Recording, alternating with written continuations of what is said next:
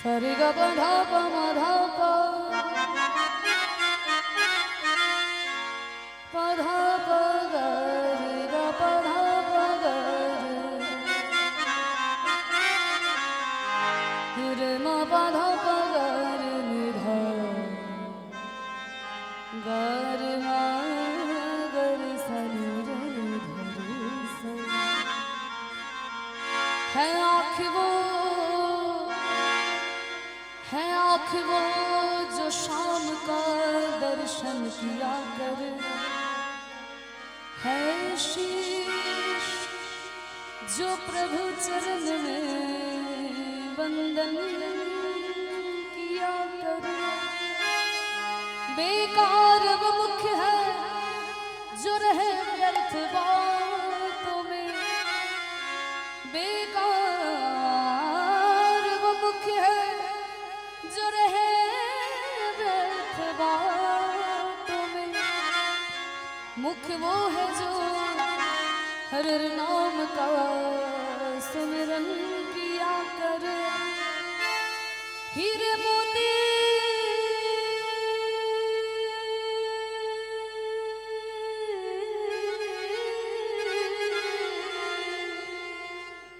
हीरे मोती से नहीं शोभा है हाथ की, है हाथ जो भगवान का पूजन किया करे।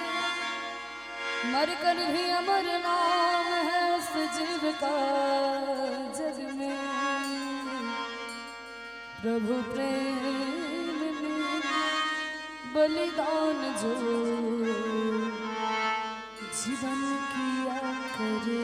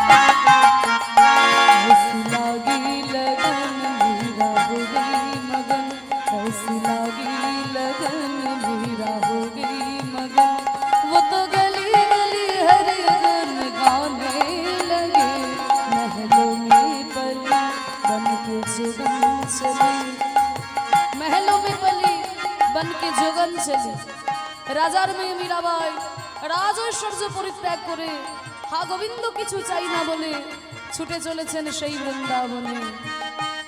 महलों में पली बन के जोगन चली मीरा रानी दीवाने कहाने लगे, ऐसी लागी लगे मीरा हो गई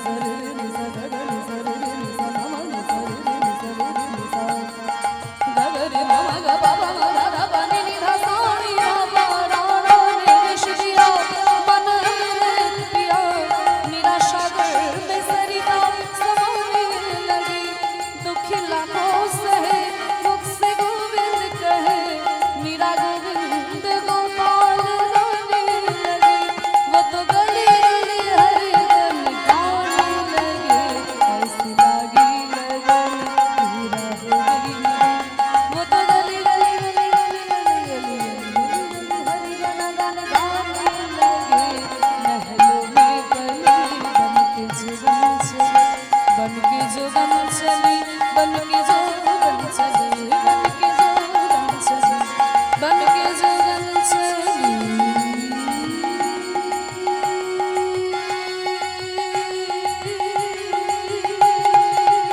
बन के जोगन चली, बन के जोगन चली, बन के जोगन चली, बन के जोगन चली।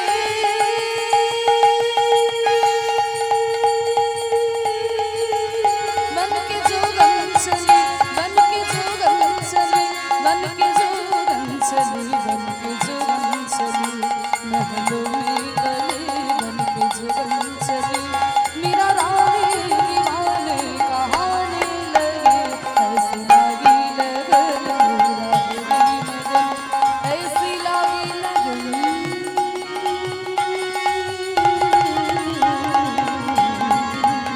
ऐसी लागी लगन मीरा हो गई मगन, ऐसी लागी लगन मीरा हो गई मगन, ऐसी लागी लगन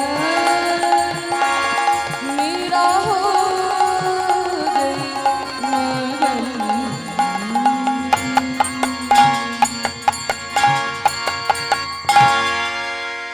बोलो वृंदावन धाम की, राधा रानी की, श्याम सुंदर की, गोस्वामी वृंदो की, আপন আপন গুরু মহারাজ কি, হরিনাম সংকীর্তন কি, শুভ একাদশী তিথি কি, আজকের হরিবাসর কি, আজকের আনন্দ কি। মধুময় শ্রীধাম বৃন্দাবনে আমরা এলাম, কিন্তু আমাদের মনকে নিয়ে যেতে হবে বৃন্দাবনে। আর মনটা যদি এই মালঞ্চতে পড়ে থাকে তাহলে বৃন্দাবনে কিন্তু দেহ নিয়ে গিয়েও কোনো লাভ হবে না। কারণ মনের আমাদের এমন ক্ষমতা আছে যে স্বর্গের মধ্যেও নরক তৈরি করে দিতে পারে, আবার নরকের মধ্যেও স্বর্গ তৈরি করে দিতে পারে, তাই না? মনের এমন ক্ষমতা আছে। মন যদি আপনার শুদ্ধ হয়, আপনি যদি নরকেও বসে থাকেন সেখানেই স্বর্গের অনুভূতি পাবেন। আমি যখন ইংরেজি অনার্স করেছিলাম, আমাদের বর্ধমান ইউনিভার্সিটির সিলেবাসে জন মিল্টনের প্যারাডাইস লস্ট বলে একটা এপিক মহাকাব্য ছিল। আপনাদের আশীর্বাদে সেই ছোটবেলা থেকে, সেই 5 বছর বয়স থেকে আমি কীর্তন পরিবেশন করছি। আমার প্রথম কীর্তন শিক্ষা, এই যে আমার বাবা অর্গেন বাজাচ্ছেন, কীর্তনিয়া গদাধর দাস, ওনার কাছে আমার প্রথম কীর্তন শিক্ষা। পরবর্তীকালে কীর্তন সম্রাট সুমন ভট্টাচার্য মহাশয় তিনি কৃপা করেছেন এবং কীর্তনের মূল ঘরানার গান তিনি কৃপা করে শিখিয়েছেন। সেই সঙ্গে আমি বর্ধমান ইউনিভার্সিটি থেকে ইংরাজি এমএ করেছি, রেগুলারে বিএড করেছি ওখান থেকেই।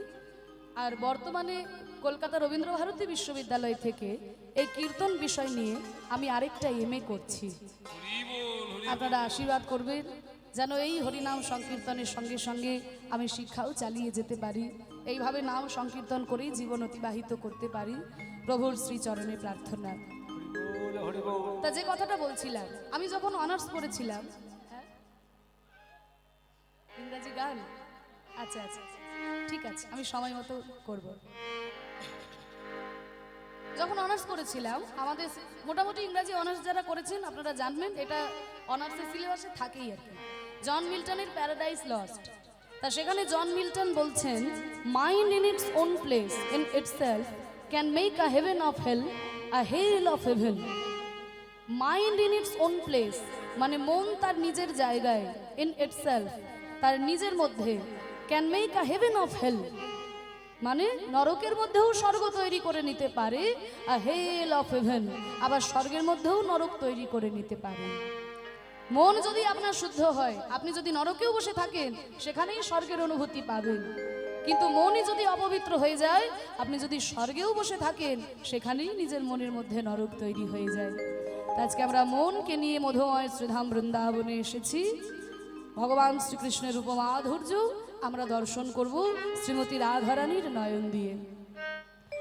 ভগবান শ্রীকৃষ্ণের রূপমাধুর্য আমাদের মতো সাধারণ মানুষের নয়নে আমরা দেখতে পারি না, কারণ তার রূপ হচ্ছে অপ্রাকৃত রূপ। হ্যাঁ, কারণ ভক্ত যে ভাবের নয়ন দিয়ে দেখে ভগবানকে ঠিক তেমন ভাবেই দর্শন করে। তাই তো রূপ গোস্বামী পাদু লিখেছেন না, মনের যথা বিভাগে নীল পিতা বিভূতা रूप भेद भावनते ज्ञान भेद तथा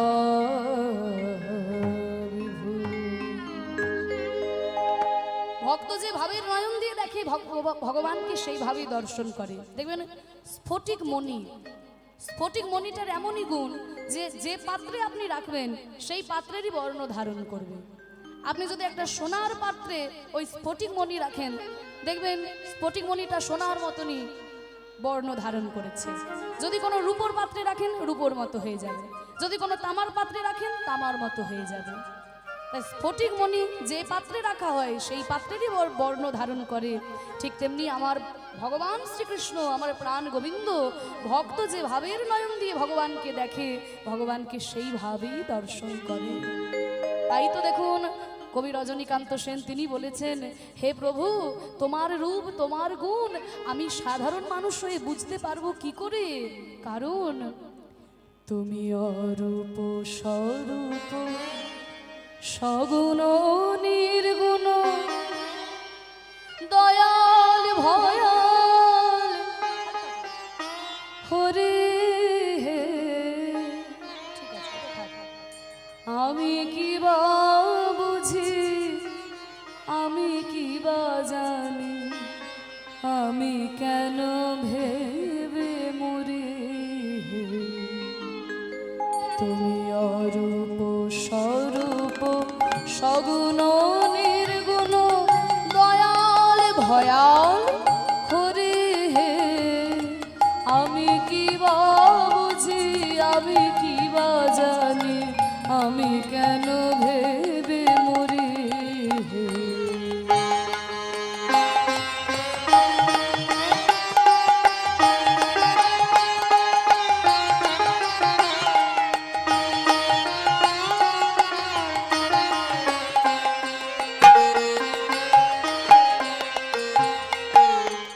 বলছে তুমি অরূপ স্বরূপ সগুণ নির্গুণ দয়াল ভয়াল হরি হে। তোমার রূপ তোমার গুণ আমি সাধারণ মানুষ বুঝবো কি করে, কারণ তুমি কখনো অরূপ তো কখনো স্বরূপ, কখনো সগুণ তো কখনো নির্গুণ, কখনো তুমি দয়াল তো কখনো তুমি ভয়াল। আমি কিবা বুঝি, আমি কিবা জানি, আমি কেন ভেবে মরি। তোমার কেমন রূপ সেই নিয়ে আমার ভাবনা চিন্তা করার দরকার নেই, কারণ আমি বুঝেও পাবো না, আমি জেনেও পারবো না, আমি কুল কিনারাই পাবো না। তাই আমি জানা বোঝা বন্ধ করে দিয়েছি। কারণ কি রূপে এসেছি কেমন বাজাবো তা ভাবিয়া কেন জীবন কাটাবো। কি রূপে এসেছি কেমন বাজাবো তা ভাবিয়া কেন জীবন কাটাবো। তুমি আনিয়াছো তোমারে পাবো তাই আমি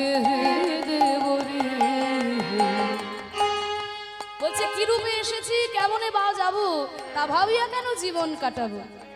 আমি কেমন করে পৃথিবীতে এলাম, কেমন করে পৃথিবী থেকে যাব, এটা ভেবে আমার তো কোনো লাভ নেই। কারণ ভগবান তিনি আমাকে এই পৃথিবীতে পাঠিয়েছেন, তিনিও আমাকে নিয়ে যাবেন। তিনি যখন আমাকে পাঠিয়েছেন আমাকে তিনি নিয়ে যাবেন। অনেকে বলে না, ওরে বাবা এই পৃথিবী থেকে আমি কেমন করে যাব, মৃত্যু যন্ত্রণা কত কষ্টের, কত যন্ত্রণার, কত কষ্ট করে মানুষ মৃত্যুবরণ করে, আমি কেমন করে পৃথিবী থেকে যাব। এই সব চিন্তা ভাবনা করে তো আমার লাভ নেই, কারণ তিনি যখন আমাকে এখানে পাঠিয়েছেন নিয়ে যাওয়ার দায়িত্বও তার। তিনি আমাকে ঠিক নিয়ে যাবেন, আমি শুধু পৃথিবীতে প্রাণ ভরে তার লীলা দর্শন করি, তাই না? কোনো বাচ্চা ছেলে যদি বাবার হাত ধরে মেলা দেখতে আসে, তা সেই বাচ্চা ছেলে কি করে? মেলাতে কোথায় নাগরদোলনা বসেছে, কোথায় খেলনা বসেছে, কোথায় একটা বন্দুক আছে, সেটার দিকে তাকিয়ে থাকে। কিন্তু বাচ্চা ছেলে কি চিন্তা করে যে আমি বাড়ি ফিরবো কি করে, অটো পাবো কিনা, রিক্সা পাবো কিনা, টোটো পাবো কিনা? এই চিন্তা কি বাচ্চা ছেলে থাকে? কারণ সে জানে আমি যখন বাবার হাত ধরে এসেছি বাবা আমাকে ঠিক সঙ্গে করে নিয়ে যাবে, আমি শুধু মেলাটা ভালো করে দেখি।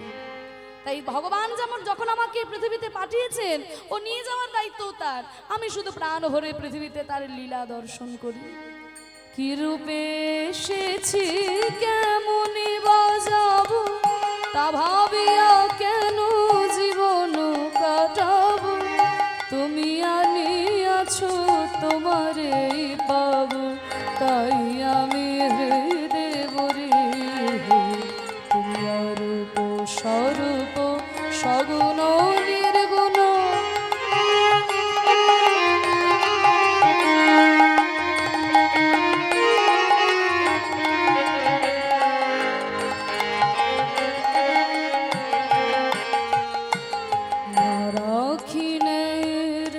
জটিল বরতা বিচারে বিচারে বারে অসারতা, আমি জানি তুমি আমার দেবতা, তাই আমি হৃদয় ধরি। বলছে না রাখি ন্যায়ের জটিল বার্তা, বিচারে বিচারে বারে অসারতায়। বলছে শোনো, বিচার করতে যেও না, বিচার করতে গেলে অসার হয়ে পড়বে। কারণ আমাদের সনাতন ধর্মের এত গভীরতা, এত বৈচিত্র্যতা যে আমরা যদি বিচার করতে বসি তাহলে আমরা রসাতলে চলে যাব। তাই বলছে বিচার করতে যেও না, প্রাণ ভরে ভক্তি ভরে তাকে ডাকো। না রাখি ন্যায়ের জটিল বারতা, বিচারে বিচারে বাড়ি অসারতা, আমি জানি তুমি আমার দেবতা, তাই আমি হৃদয় ধরি। তাই না? বলে ভগবান কত রূপে এসে আমাদের মাঝখানে লীলা করেছে, আমরা কি বুঝতে পারি তার লীলা? কত রূপে ভগবান আমাদের মাঝখানে এসেছেন। কখনো তিনি রামচন্দ্রের মতো রাজা হয়ে এসেছেন, তো কখনো বামন অবতার হয়ে এসেছেন, তো কখনো মৎস্যকূর্ম বরাহের মতো কুৎসিত রূপ ধারণ করে এসেছেন। অনেকে এগুলো বিচার করতে যায়, অনেকে তর্ক করে, বলে কি ভগবানের রূপ? এই বরাহ কূর্ম, ছি ছি, ভগবানের রূপ? এগুলো ভগবানের রূপ হতে পারে? বলে যা খুশি তাই গ্রন্থের মধ্যে লিখে দিয়েছে, সব ভুল ধারণা, কোনো কিছু ঠিক নয়, সব ভুল ভাল লেখা আছে। বলে কেন বাবা, তিনি যখন রামচন্দ্রের মতো রাজা হয়ে আসছেন, কৃষ্ণচন্দ্রের মতো রাজা হয়ে আসছেন, তখন তিনি ভগবান। আর তিনি যখন বরাহ কূর্ম মৎস্যের মতো কুৎসিত রূপে আসছেন, তখন তার মান সম্মান কমে যাচ্ছে। আমাদের কাছে মান সম্মান কমে যেতে পারে, কারণ আমরা বুঝতে পারি না, আমাদের বোধ নাই। মনে করুন একজন দাদু কোটি কোটি সম্পত্তির মালিক, 200 বিঘা তার জমি আছে, 50 কোটি টাকা ব্যাংকে জমানো আছে। এবার কোটি টাকা সম্পত্তির মালিক দাদু, তার ছোট্ট নাতি যদি দাদুকে বলে, ও দাদু, ও দাদু, তুমি একটু ঘোড়া হও না, আমি তোমার কাঁধের উপরে উঠবো। তা সেই দাদু কি নাতিকে বলবে, এই বেটা, তো সাহস তো কম নয়, তুই জানিস আমার কত সম্পত্তির মালিক, আমার 200 বিঘা জমি আছে, আমার 50 কোটি টাকা ব্যাংকে জমানো আছে, তোর জন্য আমি ঘোড়া হয়ে তোকে কাঁধে নেবো, তো সাহস তো মন্দ নয়। কোন দাদু কি তার নাতিকে এই কথা বলবে? কোন দাদু কি বলবে? যদি কোনো দাদু বলে তাহলে সে দাদু বেরসিক দাদু, হ্যাঁ, তার মধ্যে কোনো রসকস নেই। তাহলে দাদু কি বলবে? যে দাদু ভাই, আমাকে ঘোড়া করে তুমি আমার কাঁধে উঠবে? দাদু ভাই, তোমার জন্য এই দেখো আমি ঘোড়া হলাম, তুমি আমার কাঁধের উপরে ওঠো। তা দেখো দাদু ভাই, আমি তো বুড়ো ঘোড়া, তুমি কিন্তু আমাকে শক্ত করে ধরবে, তুমি যেন পড়ে যেও না দাদু ভাই। তাহলে দেখুন, ওই নাতির মন রাখার জন্য 200 বিঘা সম্পত্তির মালিক দাদু যদি নাতিকে কাঁধে করে নিয়ে যায় ঘোড়া হয়ে, তাহলে কি তার মান সম্মান কমে যাবে? কখনোই কমবে না। তাহলে ভক্তের প্রাণে আনন্দ দেওয়ার জন্য তিনি যেমন রাজা হয়ে এসেছেন, তিনি কখনো ভিখারির বেশে এসেছেন, তিনি কখনো বরাহ কূর্ম মৎস্যের মতো কুৎসিত রূপে এসেছেন। আমরা বুঝতে পারি না, তাই আমরা বিচার করি। তাই বলছে বিচার করো না, ভক্তি ভরে তাকে ডাকো। তাই বলছে না রাখি ন্যায়ের জটিল বরতা, বিচারে বিচারে বারে অসারতা, আমি জানি তুমি আমার দেবতা, তাই আমি হৃদয় ধরি।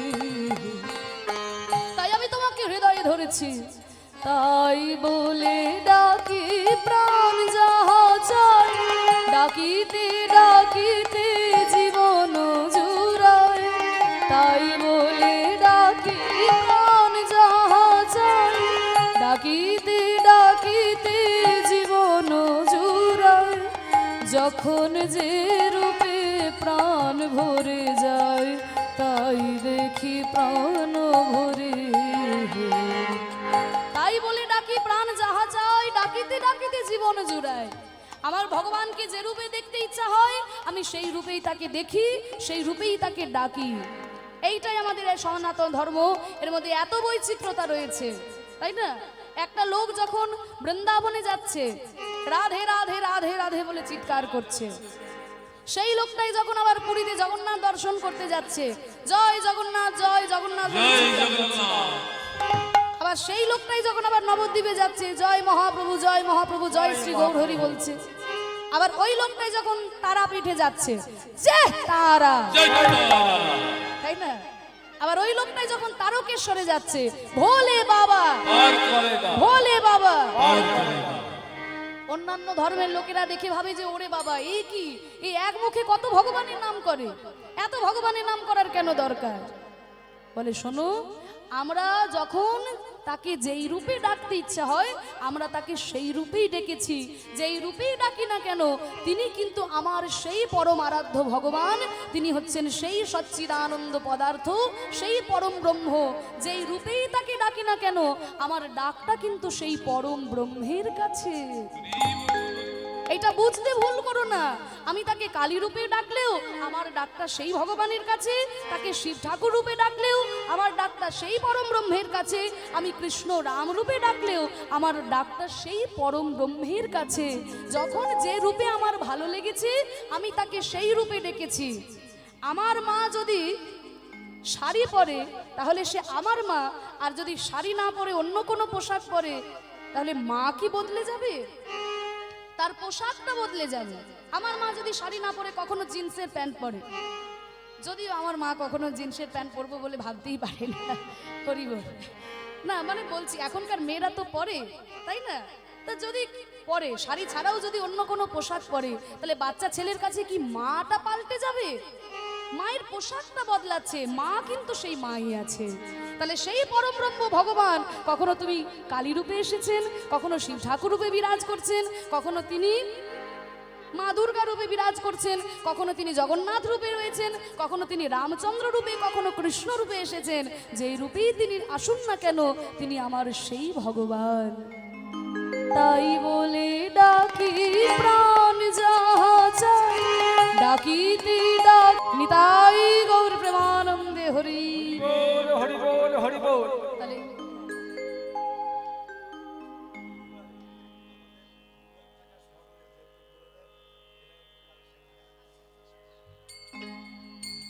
তাই নানান রূপে আমরা ভগবানকে ডাকি, তা সেই ভগবানের রূপ মাধুর্য আমরা দর্শন করব। তার আগে একটু বলে নি, এই যে আপনাদের এত সুন্দর হরিবাসর, মালঞ্চ হরিবাসর, এই এত সুন্দর মন্দির নির্মাণ হয়েছে, তারপরে এই এত বড় জায়গা, যদিও বাঁধের জন্য কিছুটা হয়তো এই রাস্তার জন্য অনেকটা জায়গা চলে গেছে, তাই বলছিল দাদারা জায়গাটা অনেকটা শর্ট হয়ে গেছে। তার এত এত সেবার, ভক্তের সেবার ব্যবস্থা, তার সঙ্গে এখন তো কীর্তনিয়াদের পারিশ্রমিকই অনেক।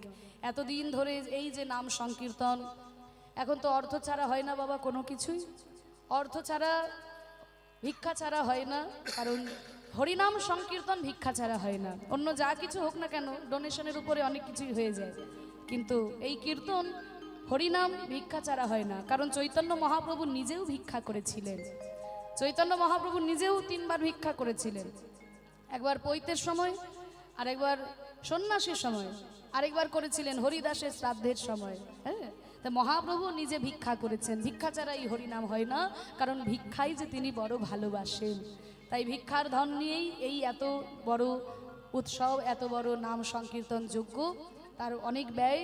তাই দাদারা বলছেন যে তাদের নাকি 2 লক্ষ টাকা মানে ঘাটতি পড়েছে। তাই আপনাদের কাছে করজোরে নিবেদন, আমাদের দাদারা ভাইরা আপনাদের কাছে যাবে, ভিক্ষার ঝুলি নিয়ে আপনারা যে যেমন পারবেন তাদেরকে দান করবেন। জানবেন এই দান একেবারে ভগবানের উদ্দেশ্যে, 10-এর সেবায়। হ্যাঁ, আচ্ছা, আমাদের দিদিরা বোনেরা আপনাদের কাছে যাবে ভিক্ষার ঝুলি নিয়ে, আপনারা তাদেরকে দান করবেন।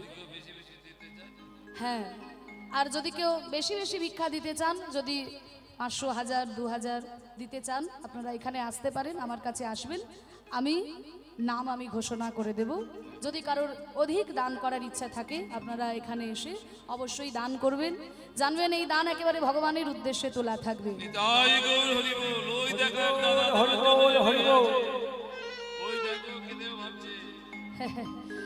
শুনুন, আপনি ভগবানের জন্য 500 টাকা খরচা করছেন, মানে ভেবে নেবেন না যে ভগবানকে একবারে উদ্ধার করে দিলেন। আপনি যখনই ভগবানের জন্য 500 টাকা খরচা করেন না, সঙ্গে সঙ্গে ভগবানের মাথায় চিন্তা হয়ে যায় যে এর 500 টাকা কবে আমি 1000 টাকা করে ফিরিয়ে দেব। কারণ ভগবান গীতার পাতায় নিজে বলেছেন যে যথামাং প্রপদ্যন্তে তাংস্তথৈব ভজাম্যহম মম বর্তানু বর্তন্তে মনুষ্য পার্থ সর্বস্ব। যে আমাকে যেমন ভাবে ভজনা করে আমি তাকে ঠিক তেমন ভাবেই ফিরিয়ে দিই, দরকার হলে আরো বেশি বেশি করে ফিরিয়ে দিই। আপনি যদি 100 টাকা খরচা করেন, আপনি তো 500 টাকা খরচা করেন, 500 টাকা তো পাবেনই, ওটা আপনার পাওনা, কিন্তু ভগবানের তরফ থেকে আরো উপরি আপনি কিছু পেয়ে যাবেন। এইটা একেবারে 10-এর সেবায়। আমাদের তো কত অর্থ কত দিকে খরচা হয়ে যায় বাবা, তাই ভগবানের উদ্দেশ্যে দান করবেন, জানবেন এই দান একেবারে শ্রী চরণে তোলা থাকবে। নিতাই গৌর প্রেমানন্দে হরি বল হরি বল। আর দেখবেন ওই ঠুংঠাং আওয়াজ যেন না হয়, হরি বল। হ্যাঁ, আর যে যে ভক্ত এখনো সেবা করেননি, প্রসাদ গ্রহণ করেননি, তাদের জন্য সবার জন্য প্রসাদের ব্যবস্থা আছে। আপনারা দয়া করে গিয়ে প্রসাদ পেয়ে নিন, কারণ অনেকটা রাত্রি হয়ে গেছে। আপনারা প্রসাদ পেয়ে তারপর এখানে বসে কীর্তন শ্রবণ করুন। আর ভিক্ষা দেবেন, দেখবেন ঠুংঠাং আওয়াজ যেন না হয়। হ্যাঁ, ওইটাই বলছি তো। ওই ঠুংঠাং এখন আর কেউ নিচ্ছে না।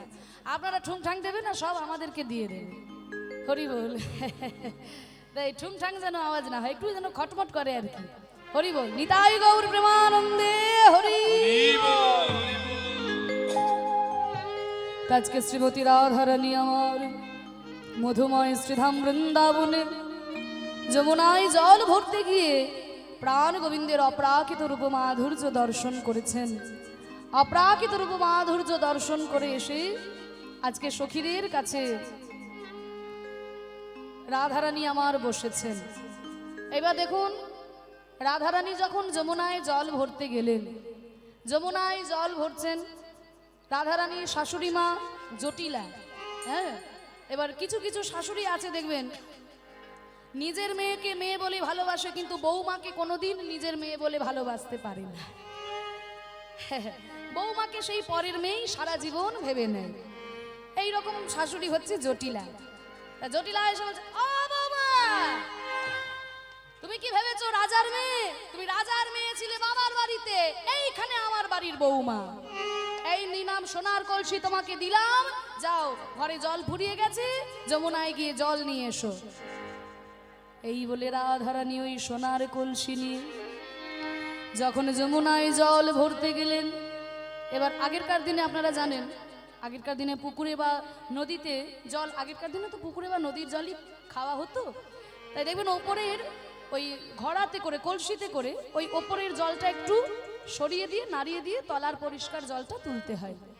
এবার শ্রীমতী রাধারানী আমার এবার ওই কলসি দিয়ে যখন ওপরে জলটা একটু নাড়িয়ে দিচ্ছেন, তলার পরিষ্কার জলটা পাবেন বলে এইবার রাধারানী এদিক ওদিক দেখছেন যে কেউ আমাকে দেখছে না তো, মানে তিনি হচ্ছেন কুলের কুলবধূ, কেউ আমাকে দেখছে না তো।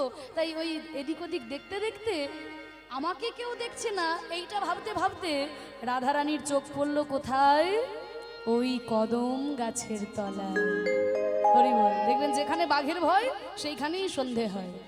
তাই রাধারানী এদিক ওদিক তাকাতে তাকাতে একদম চোখ পড়লো কদম গাছের তলায় প্রাণ গোবিন্দ বাঁশি নিয়ে দাঁড়িয়েছিলেন।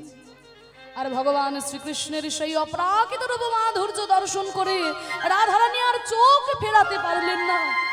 সেই যে তাকালেন, কি অপ্রাকৃত রূপ, কি রূপ আমি দর্শন করলাম, এমন ভাবে রূপের দিকে তাকিয়ে রইলেন। ওই কলসি জলের মধ্যে ঘোরাতে ঘোরাতে সোনার কলসি গেল হাত থেকে ছুটে, সোনার কলসি হাত থেকে ছুটে গেল। কিছুক্ষণ পরে যখন রাধারানী বুঝতে পেলেন একি আমি তো এখানে কারোর রূপ দেখতে আসি নাই, আমি তো জল ভরতে এসেছিলাম। এই বলে জল ভরবেন বলে যে তাকিয়েছে, দেখে হাতে আর সোনার কলসি নাই। সোনার কলসি যমুনার জলে স্রোতে ভেসে চলে গেছে। তাই আজকে রাধারানী সোনার কলসি হারিয়ে কাঁদতে কাঁদতে যেই ঘরে এলে, আহা যমুনা যাইয়া শ্যামের দেখিয়া ঘরে আইল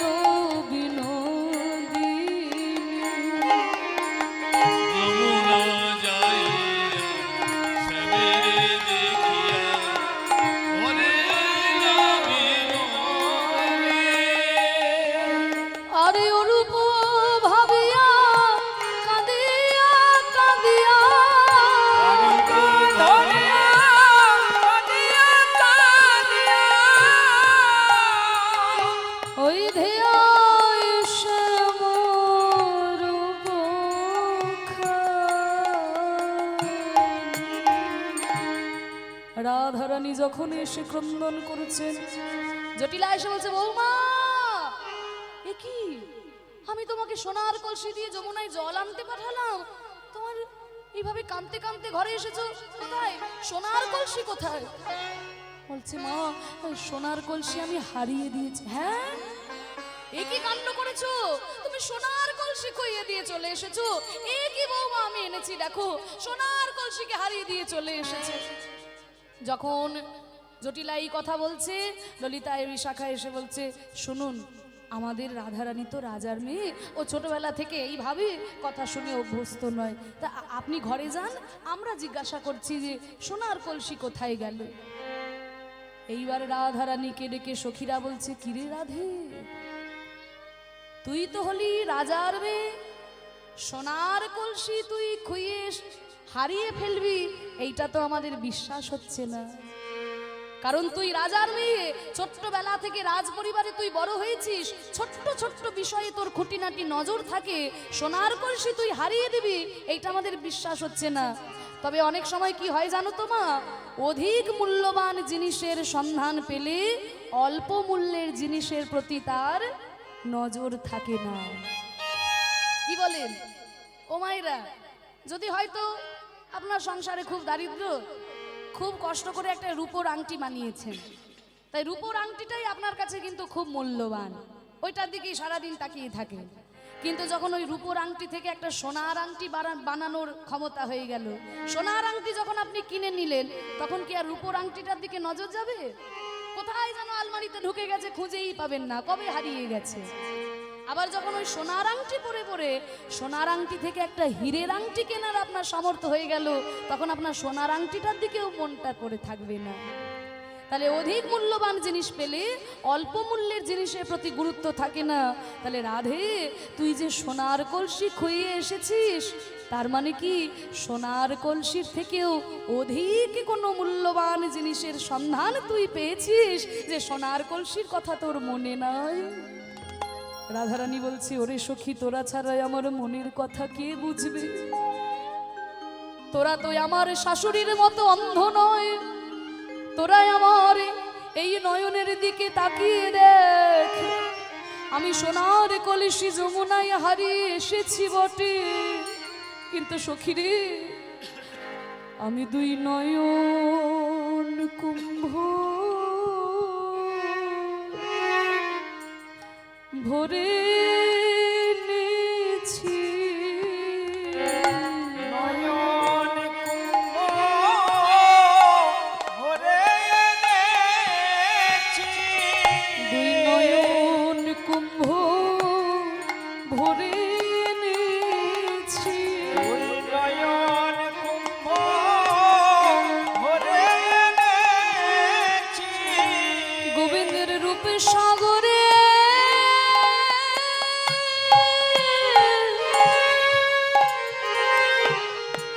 ওই ডুবাই, দুই নয়ন কুম্ভ আমি ভরে নিয়েছি।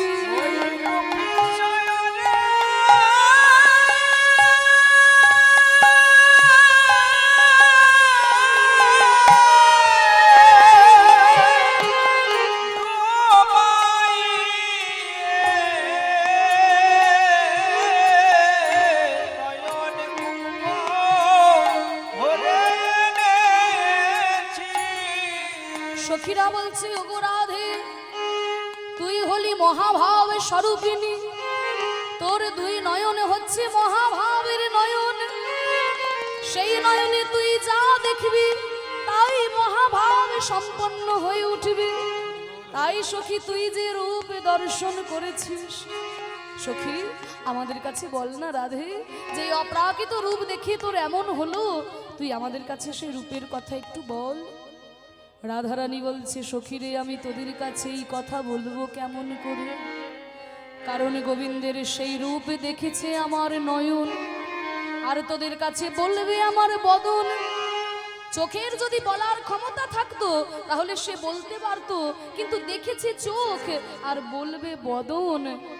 ওরে সখীরে, আমার মনে হয় কি জানিস, এই দুই নয়ন দিয়ে আমার প্রাণ গোবিন্দের রূপ আমি দর্শন করতে পারি নাই। কোটি নেত্র নাহি দিল, সবে দিল দুই, তাহাতে পলক কৃষ্ণ কি দেখিব মুই। আমাকে যদি সহস্র নেত্র দিত, বিধাতা এত নিষ্ঠুর যে আমাকে মাত্র দুটো নয়ন দিয়েছে। আমাকে যদি কোটি কোটি নয়ন দিত, সেই নয়ন দিয়ে আমি প্রাণ গোবিন্দের রূপ দর্শন করতাম। ওই যে ঋষি গৌতম ইন্দ্রকে অভিশাপ দিয়েছিল না যে সারা গায়ে অঙ্গে যোনি চিহ্ন হবে, পরবর্তীকালে সেই চিহ্ন চোখ হয়েছিল, নয়ন হয়েছিল, সহস্র নয়ন হয়েছিল। তাহলে সেই ইন্দ্রের মতো যদি আমারও সহস্র নয়ন হতো, তাহলে সেই নয়ন দিয়ে আমি কৃষ্ণের রূপ দেখতাম। আমার কি মনে হয় জানিস, আমার তো দুটো মাত্র নয়ন, তার মধ্যে আবার পলক রয়েছে।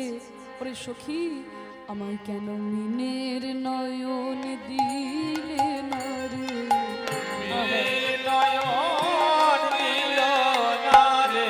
আমি অপলকে কৃষ্ণ দেখতাম, মিনের নয়ন দিল না রে।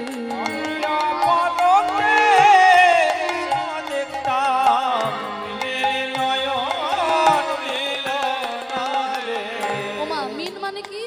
মিন মানে হচ্ছে মাছ। মাছের চোখের মধ্যে পলক থাকে, এক টানা তাকিয়ে থাকে। তাই আমার যদি চোখটা ওই মিনের মতো হতো, তাহলে আমি অপলকে কৃষ্ণ রূপ দর্শন করতাম, দিবানিশি সেই রূপ দর্শন করতাম। সখীরা বলছে, রাধে, তোর ওই মহাভাবের নয়নে তুই যেটুকু দেখেছিস, সেইটুকুই যে আমাদের কাছে সাগরের সমান। তোর কাছে যেটা এক বিন্দু, আমাদের কাছে সেটা মহাসাগরের সমান। তা তুই যেটুকু দেখেছিস আমাদেরকে সেইটুকুই বল রাধে। তাই সখীদেরকে সামনে বসিয়ে রাধারানী আমার সেই গোবিন্দ রূপের কথা বলছেন। আমি কি দেখলাম জানিস সখী? ও মুখ মণ্ডল জিতে আহা শারদ সুধা করো,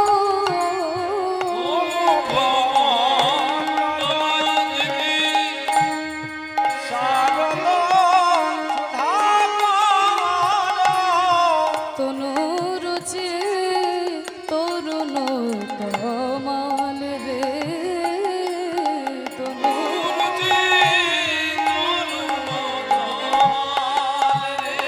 দেখলাম তমাল তরু, তমাল তরু, মধুরে অঙ্গ নয় জানো, তমাল তরু,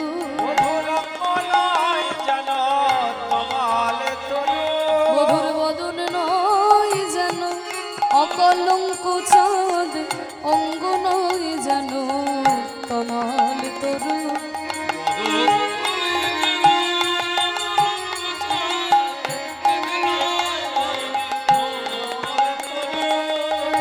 কি দেখলাম আমার মধুর রূপ? বলছে ও মুখমণ্ডল। দেখুন, বললো না কিন্তু সে মুখমণ্ডল, বলছে ও মুখমণ্ডল। মানে এখনো যেন রাধারানী দেখতে পাচ্ছেন, ওই তো দাঁড়িয়ে আছে। ও মুখমণ্ডল জিতি মানে জয় করেছে। কি জয় করেছে? শারদ সুধাকর। সুধাকর মানে চাঁদ, শারদ সুধাকর মানে শরৎকালের চাঁদ। দেখবেন মাগো, শরৎকালের চাঁদ কিন্তু সব থেকে সুন্দর হয়। শরৎকালে দুটো চাঁদ হয়, একটা হচ্ছে কোজাগরী লক্ষ্মী পূর্ণিমার চাঁদ, আর একটা রাস পূর্ণিমার চাঁদ। এই দুটো চাঁদ শরৎকালে হয়। তা এই দুটো চাঁদ কিন্তু সব থেকে বড় আর সব থেকে সুন্দর। তাহলে শরৎকালের চাঁদের যে রূপ, যে জ্যোতি, তা সেই রূপকেও যেন জয় করেছে আমার প্রাণ গোবিন্দের ওই মুখমণ্ডল। ও মুখমণ্ডল জিতি শারদ সুধা করো, তনু রুচি তরুণা তমাল। তনু মানে অঙ্গ, রুচি মানে যেন, তরুণ তমাল। তমাল গাছ মানে টাটকা তমাল গাছের যে জ্যোতি, আমার প্রাণ গোবিন্দের অঙ্গটা যেন সেই তমাল গাছের মতো। হ্যাঁ, তা দেখে কি মনে হচ্ছে? তা দেখুন, ওই কদম গাছে হেলান দিয়ে যখন প্রাণ গোবিন্দ আমার বাঁশি বাজাচ্ছেন, প্রাণ গোবিন্দের অঙ্গটা দেখে মনে হচ্ছে একটা তমাল গাছ, আর ওই মুখটাকে দেখে মনে হচ্ছে যেন একটা চাঁদ। দূর থেকে দেখে মনে হয় যেন একটা তমাল গাছে চাঁদ ফলেছে। ওই তমাল গাছের ফল স্বরূপ যেন ওই চাঁদ। তাই বলছে তনু রুচি তরুণ তমাল। আবার কি দেখলাম?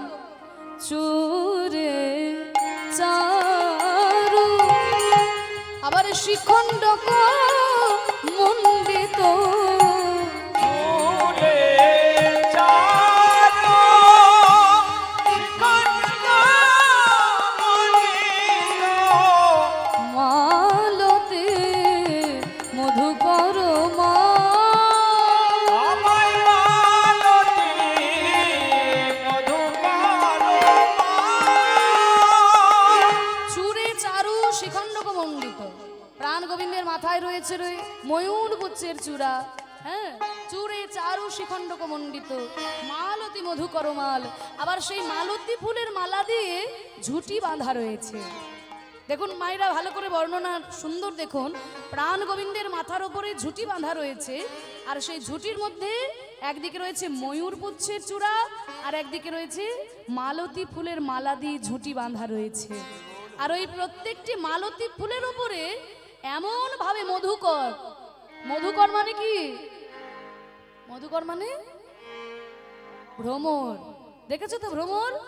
ওই যে কালো কালো হয় না, বনবন করে ঘুরে বেড়ায়। ও মাইরা, ভ্রমর দেখেছো? ও দেখো ঘুমা, ওঠো ওঠো। হ্যাঁ, ভ্রমর দেখেছো? দেখেছো ভ্রমর? ছোটবেলা থেকে ভ্রমর দেখে বড় হলো, রাত দুপুরে ঘুম থেকে তুমি ভ্রমর দেখেছো? হ্যাঁ, কালো কালো হয়, বনবন করে ঘুরে বেড়ায়। একবার যদি হুল ফুটিয়ে দেয় তো বুঝতে পারবেন। কত ধানে কত চাল বোঝা যাবে বাবা, যদি ভ্রমরে একবার হুল ফুটিয়ে দেয়।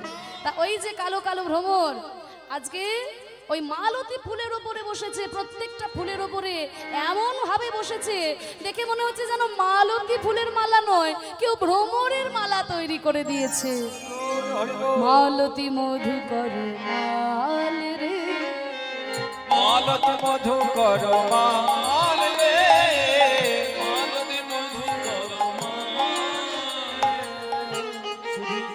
গৌর ভক্তবৃন্দ, সুধাকণ্ঠী কীর্তনিয়া নয়না দাসের কীর্তন গানে সন্তুষ্ট হয়ে মালঞ্চ হরিনাম সেবা সমিতির সহসভাপতি মাননীয় গণেশ দাস 200 টাকা উপহার দিচ্ছেন। আপনারা সবাই হরিধ্বনি এবং উলুধ্বনি দিয়ে ওনাকে উৎসাহিত করুন। জয় গৌর প্রেমানন্দে হরি হরি বল, হরি বল, হরি বল।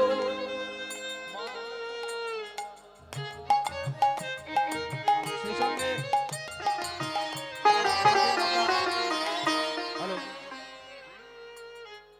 উনি আমরা ইউটিউবে শুনেছি ওনার গান, ইংরেজিতে অন্তত 2 কলি গাওয়ার জন্য আমি অনুরোধ করছি। গাইবো গাইবো বাবা, আপনারা অনুরোধ করেন ইংরেজিতে গাওয়ার জন্য, আর আমাকে সব ভক্তদের কাছে গালিগালাজ খেতে হয়। এই অনুরোধের কথাটা তার কেউ ইউটিউবে দেখায় না, শুধু ইংরাজি গানটাই দেখায়। আর লোকে বলে দেখো শুধু পাণ্ডিত্য দেখাচ্ছে, ইংরাজি জানে সেটা দেখাচ্ছে লোক। তো যাই হোক, আমি গাইবো, দুটো আমি কলি অবশ্যই গাইবো, আমি সবাই মতো গাইছি। তা বলছে দেখো সখীরা বলছে রাধে তুই বলছিস মধুকরের মালা, মধুকরের আবার মালা হয় নাকি? কি গো, ভ্রমর দিয়ে মালা তৈরি করে দিয়েছে কেউ? বলে না, ওই মালতী ফুলের ওপরে মধুকরগুলো এমন ভাবে বসেছে মনে হচ্ছে যেন মধুকর দিয়ে কেউ মালা তৈরি করে দিয়েছে। আচ্ছা, মধুকর তো ফুলের মধ্যে ততক্ষণই থাকবে যতক্ষণ ফুলে মধু আছে, তাহলে ওই মালতী ফুলের কত মধু যে তারা বসেই আছে ফুলের মধ্যে, আর ফুল থেকে উঠছে না। রাধারানী বলছে ওরে সখী রে, ওরা তো আরে মালতী ফুলের মধুর জন্য ওখানে বসে নয়, ওরা কেন বসে আছে জানিস?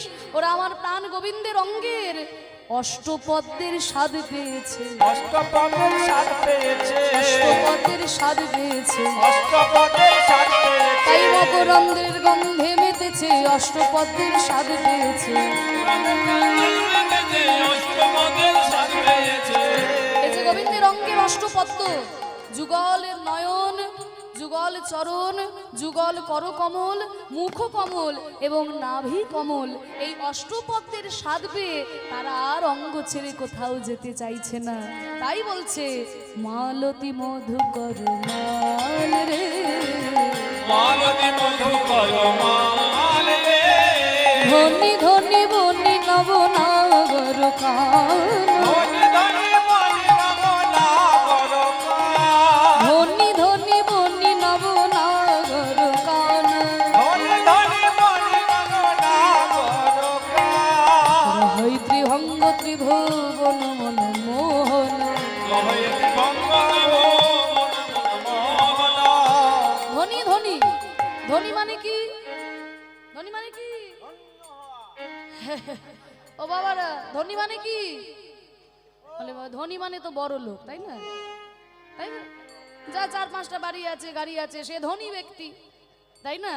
তাহলে এখানে বলছে ধনী, ভগবান শ্রীকৃষ্ণকে বলছে ধনী না।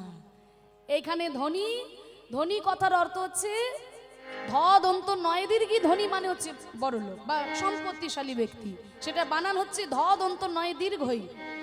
আর এখানে আরেকটা ধ্বনি আছে বাবা, ধয়ে বয়ে দন্ত নয় হস্যি, এই ধ্বনি মানে হচ্ছে শব্দ, যেমন শঙ্খ ধ্বনি, উলুদ ধ্বনি, এটা হচ্ছে ধয়ে বয়ে দন্ত নয় হস্যি। কিন্তু এই যে ধ্বনিটা, এটা বানান হচ্ছে ধ দন্ত নয় হস্যি ধ্বনি।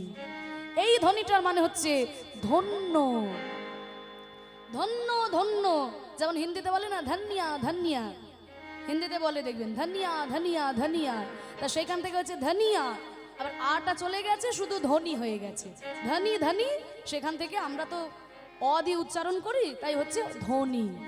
এবার এই ধ্বনি মানে হচ্ছে ধন্য ধন্য, ধন্য সেই নারী, ধন্য সেই যে আমার প্রাণ গোবিন্দকে এমন অপরূপ ভাবে সাজিয়েছে। ধনী ধনী বনি নবনাগর কান, ধনি ধনি বনি নবনাগর কান। সখীরা বলছে ওরে রাধে, তুই ধনী 3 বার বললি কেন? বলে প্রথম ধ্বনি কি জানিস? প্রথম ধ্বনি হচ্ছেন আমার মা যশোদা, যিনি এত সুন্দরভাবে আমার প্রাণ গোবিন্দের রূপকে সাজিয়ে দিয়েছেন। আর দ্বিতীয় ধ্বনি হলাম আমি, যে নয়ন মেলে অপ্রাকৃত রূপমাধুর্য দর্শন করেছি। আর তৃতীয় ধ্বনি হলো এই অষ্টসখী আর মঞ্জরি, যে আমার প্রাণ গোবিন্দের রূপের কথা শুনছে। বলে আরো কি কেউ ধ্বনি আছে? বলে আরো একজন ধ্বনি আছে, কে জানিস? তারাও ধ্বনি, তারাও ধনি, বলে তারাও ধ্বনি, তারাও ধনি, ওই যারা দেয় জয়ধ্বনি, তারাও ধ্বনি, ওই জয় রাধে শ্রীকৃষ্ণ বলে তাই হরি ধনি,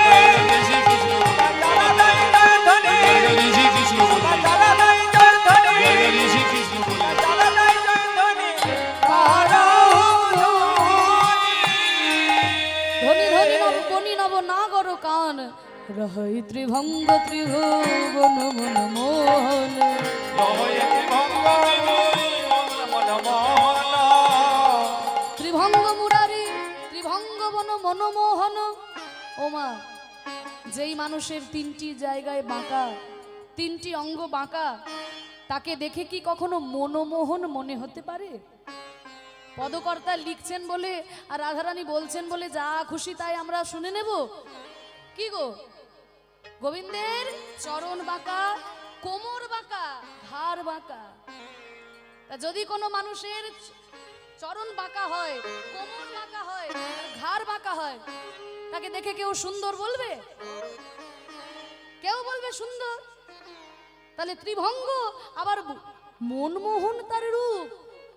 বলছে শোনো, গোবিন্দের 3টি জায়গায় বাঁকা হয়েছে, তাতেও তাকে অপরূপ লাগছে। 3 জায়গায় বাঁকা হলো কেন গোবিন্দের? ওই স্বর্গের দেবতাদের ডাকে সারা দিতে গিয়ে স্বর্গের দেবতারা দিন রাত বলে হে গোবিন্দ দেখা দাও।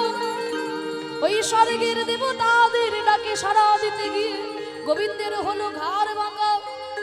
আর মর্তের মানুষ বলছে হে গোবিন্দ দেখা দাও। দেখা দাও তাদের ডাকে সাড়া দিতে গিয়ে গোবিন্দের হলো কোমর বাঁকা। আর পাতালের নাগকুল দৈত্যকুল বলে হে গোবিন্দ দেখা দাও। তাদের দেখা দিতে গিয়ে আমার প্রাণ গোবিন্দের হলো চরণ বাঁকা। চরণ বাঁকা, কোমর বাঁকা, ঘাড় বাঁকা, এই ত্রিভঙ্গ মুরারি কিন্তু হাতে বাঁশি নিয়ে এমন ভাবে দাঁড়িয়েছে যে ত্রিভুবনকে মোহিত করে দিচ্ছে। হয় ত্রিভঙ্গ ত্রিভুবন মন মোহন,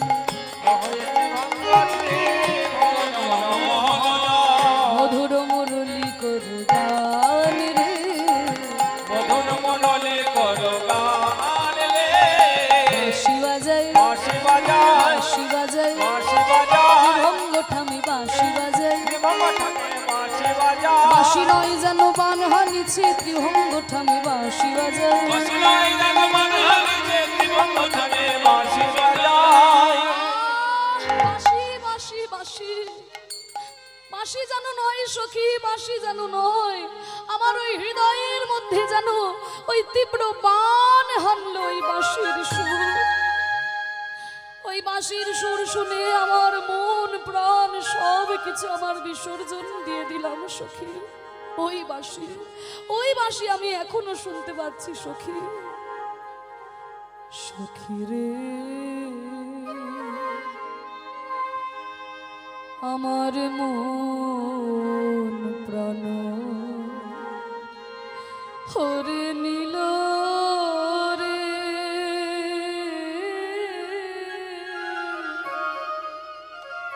ওই শ্যাম কালা চাঁদ, শ্যাম কালা চাঁদ বাঁশির সুরেতে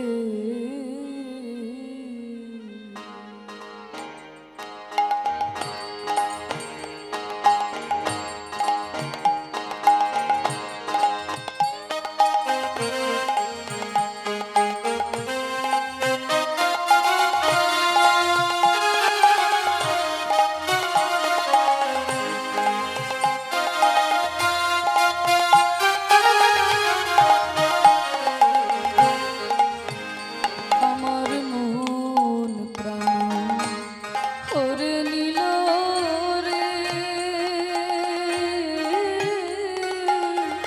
শ্যাম কালা চাঁদ, শ্যাম কালা চাঁদ বাঁশির সুরেতে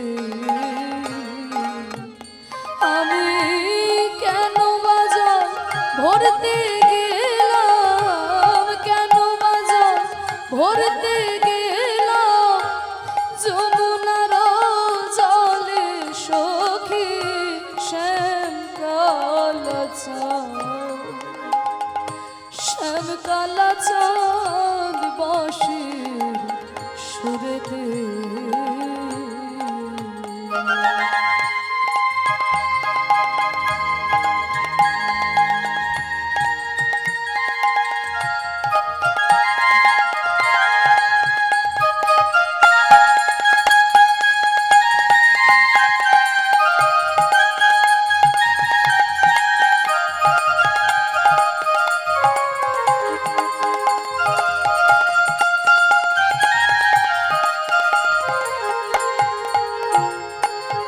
সখী জল ভরিয়া পক্ষে যখন আমি কলসি নিলাম তুলে, কালার বাঁশি বাজলো তখন আমার শ্রবণ মূলে।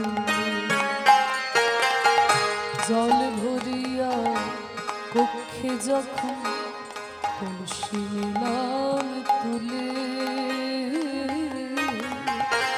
কালার বাঁশি বাজলো তখন আমার শ্রবণ মূলে। এখন আমি জিতে নারী সইতে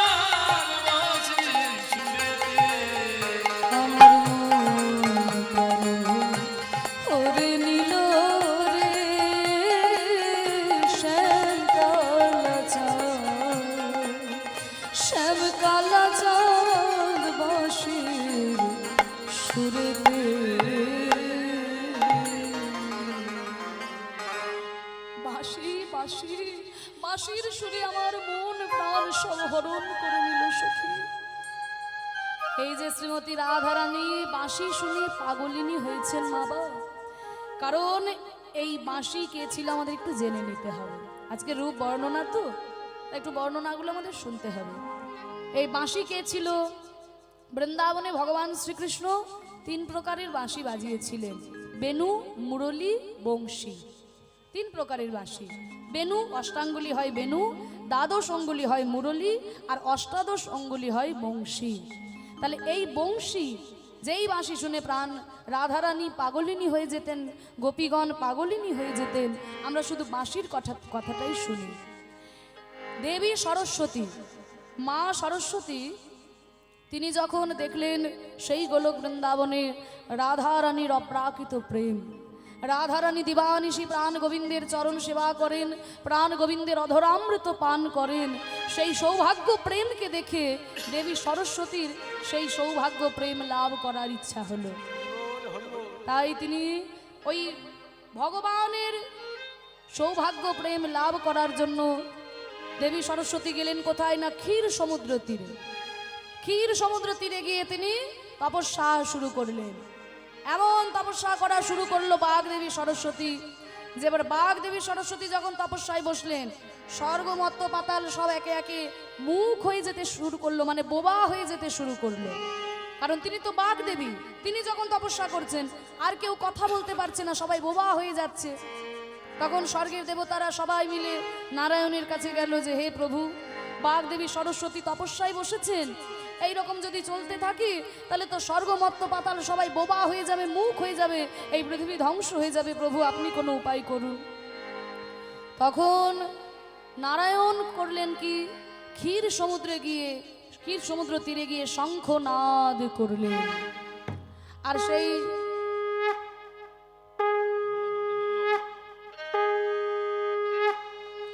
সেই শঙ্খনাদের ধ্বনিতে দেবী সরস্বতীর ধ্যান ভঙ্গ হলো। যখনই তপস্যা ভঙ্গ হলো, দেবী সরস্বতী বলে উঠল, হে নারায়ণ, বলো সরস্বতী, তোমার তপস্যায় আমি সন্তুষ্ট হয়েছি, তুমি কি বর চাও? দেবী সরস্বতী বলল, প্রভু আমি আর অন্য কোনো বর চাই না। এই যে রাধারানী যেমন দিবানিশি তোমার সৌভাগ্য প্রেম লাভ করে, তোমার অধরামৃত পান করে, আমারও সেই ইচ্ছা, আমি যেন সেই অধরামৃত পান করতে পারি, তুমি আমাকে এইটুকু বর দাও। নারায়ণ বলছে, সর্বনাশ, এই তুমি আমার কাছে কি চাইলে সরস্বতী? একদিন শুধু আমি চন্দ্রাবলীর কুঞ্জে গেছিলাম বলে রাধারানী সেই এমন মান করেছিল, সেই মান ভাঙাতে গিয়ে যা আমার কষ্ট হয়েছে, তাই না? দুর্জয় মান একেবারে হয়ে গেল, যেই মানকে ভাঙাই যায় না। তাতে আমাকে কত কষ্ট করতে হয়েছিল, কত যোগিনী সাজতে হয়েছে, মালিনী সাজতে হয়েছে, তাই না, মান ভাঙাতে গিয়ে। এবার তুমি বলছো তোমার আমার অধরামৃত পান করবে, এই বর যদি আমি তোমাকে দিয়ে দিই, তা রাধারানীর মান তো আর কোনোদিন ভাঙবেই না। তাহলে শোনো সরস্বতী, বর যখন তোমাকে দেব বলেছি তাহলে তো দিতে হবে, কিন্তু তুমি সরস্বতী রূপে আমার অধরামৃত পান করতে পারবে না। কিন্তু তুমি যখন বৃন্দাবনে যাবে, তুমি বংশী হয়ে বৃন্দাবনে যাবে, নিধুবনে তুমি বেনু বৃক্ষ হয়ে জন্মগ্রহণ করবে, সেইখান থেকে আমি তোমায় নিয়ে আমার হাতের বাঁশি করব, দিবানিশি তুমি আমার সাথে থাকবে আর অধরামৃত পান করবে। রাধারানী আমার অধরামৃত পান করার আগে তুমি আমার অধরামৃত পান করবে। আর সেই দেবী সরস্বতী নিধুবনে বেনুবৃক্ষ হয়ে জন্ম নিল, সেইখান থেকে প্রাণ গোবিন্দ তাকে নিয়ে নিজের হাতের বাঁশি করলেন। আর সেই বাঁশিতে যখন প্রাণ গোবিন্দ ফুঁক দিলেন, আর ওই দেবী সরস্বতী সেই বাঁশির সুরের মধ্যে দিয়ে প্রাণ গোবিন্দের অধরামৃতের সঙ্গে মিশে এমন সুর তুলল যে যমুনার জল উজানে বয়ে গেল, পাথর গলে জল হয়ে গেল, সররিপু একসাথে ফুটে উঠল, অসময় কদম ফুল ফুটে গেল, ব্রহ্মার ধ্যান ভেঙে গেল, গোপীগণ পাগল হয়ে গেল সেই বাঁশি শুনে। তাই দেবী সরস্বতী ওই বাঁশি রূপে জন্মগ্রহণ করেছে, তাই তো প্রাণ গোবিন্দের বাঁশির সুরে ত্রিভুবন মোহিত হয়ে যায়। আর সেই মাসি, আমি অবলা সরলা নারী সখী, ওই মাসি এমন ভাবে আমার হৃদয়ে বান হানলো, আমি আমি উন্মাদিনী হয়ে গেলাম সখী। সখীরা বলছে, রাধে তুই তুই যখন দেখলি যে বাঁশি শুনে তোর কষ্ট হচ্ছে, তোর প্রাণে কষ্ট হচ্ছে, তখন তুই চলে এলি না কেন? বলে, চলে আসবো কি করে, আবার যে ওই রূপ দেখে আমি মোহিত হয়ে গেলাম। দেখবেন আনন্দ দুঃখ একসঙ্গে হচ্ছে। বাঁশি আমার হৃদয়ে কষ্ট দিচ্ছে, কিন্তু এই রূপ দেখে যে আমার নয়নের আনন্দ হচ্ছে, আমি চোখ সরাতে পারছিলাম না। কি দেখলাম জানিস? দেখলাম টলমল অলকা তিলক ঝলমল কই,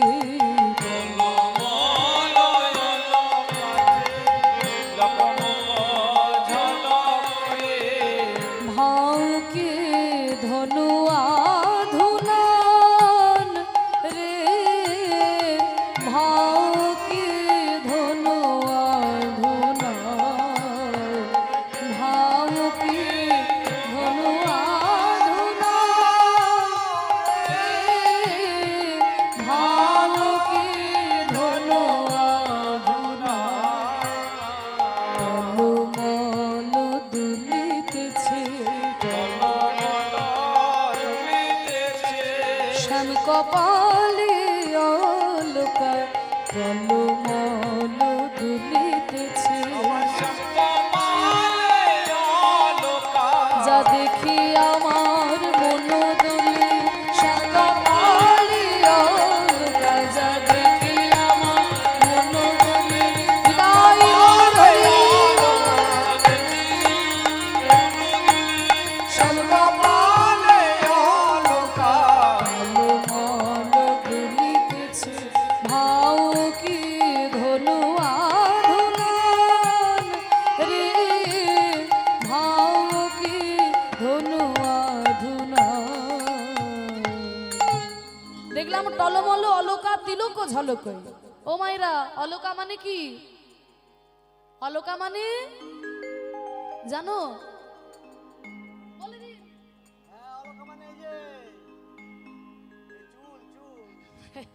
ও মাইরা, আমরা সব নানান রকম চুলের কাটিং করে লক্স বার করি না, লক্স জানো তো? এই যে লক্স বার করি না, এই যে ছোট্ট ছোট্ট কেশ কেশর রাশিগুলো থাকে কোকড়ানো। এবার দেখুন প্রাণ গোবিন্দের মাথার ওপরে কেশ, ওপরের কেশগুলো নিয়ে ঝুঁটি বাঁধা আছে। এবার ঝুঁটি বাঁধা আছে, তার মধ্যে মালতী ফুল জড়ানো আছে, আর নিচে থেকে ছোট ছোট যে কেশর রাশি সেগুলো একেবারে কোকড়ানো কেশর রাশি। এবার যখন হাওয়া দিচ্ছে, হাওয়াতে ওই কেশর রাশিগুলো দুলছে। হচ্ছে টলমল অলকা, আর কপালে রয়েছে তিলক, তিলক ঝলময়ী, আর কি ভাও কি ধনু আধুনান। দেখলাম প্রাণ গোবিন্দের বদনে একটা ধনুক। ধনুক কোথা থেকে এলো না? প্রাণ গোবিন্দের জোড়া ভুরু, যুগল ভুরু। জোড়া ভুরু দেখবেন দেখতে ঠিক ধনুকের মতো লাগে। জোড়া ভুরু যাদের হয় দেখবেন ভুরুটা দেখতেই যেন ধনুকের মতো লাগে। তা প্রাণ গোবিন্দের ওই জোড়া ভুরু দেখে মনে হচ্ছে যেন একটা ধনুক।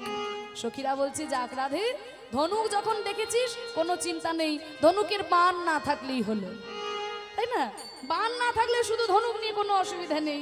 বলে, কে বলেছে সখী বাণ নাই? কুলবতী বরত বিমোচন লোচন, কুলবতী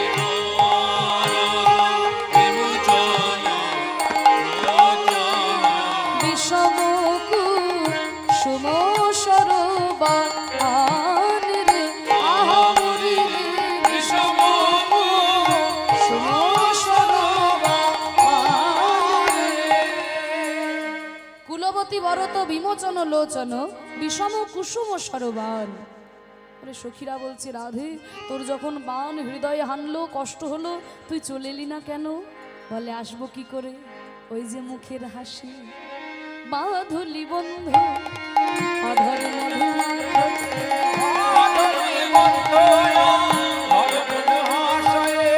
বাঁধলি বন্ধু অধরে মধু মাখলি, মধুর মধুর মৃদু হাসি, মধুর মধুর মৃদু হাসি, অনেকে আছে দেখবে দেখতে খুব সুন্দর হয়, খুব সুন্দর দেখতে, সারাদিন মুখটা এমন বাংলার পাঁচের মতো করে থাকে। হ্যাঁ, যে মুখের দিকে তাকাতে ইচ্ছে করে না। তা প্রাণ গোবিন্দ যেমন বাঁশি বাজাচ্ছে বটে, কিন্তু মুখে মৃদুমন্দ হাসি, আর ওই হাসি দেখে আমার প্রাণে যেন একেবারে ফাঁসি পড়ল সখী। মধুর মধুর মৃদু হাসি, মধুর মধুর মৃদু হাসি, এই শ্রীধাম বৃন্দাবনে লোকে আগে কথা বলে বলে তবে হাসে, মধুর কথা বলবার আগে মধুর মধুর মৃদু হাসি রে। এই শ্রীরাম বৃন্দাবনের লোকে কথা বলে তবে হাসে, মধুর মধুর মৃদু হাসে যছুয়া মদে মদন মদ মন্থর, ঘন তহি গোবিন্দ রস।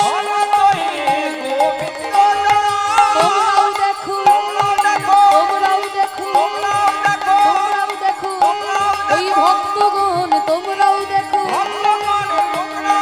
সেই রূপে দেখলো রাধা ভক্তগণ তোমরাও দেখো, যে রূপে রাধার মনে বাধা হৃদয় হরিবা।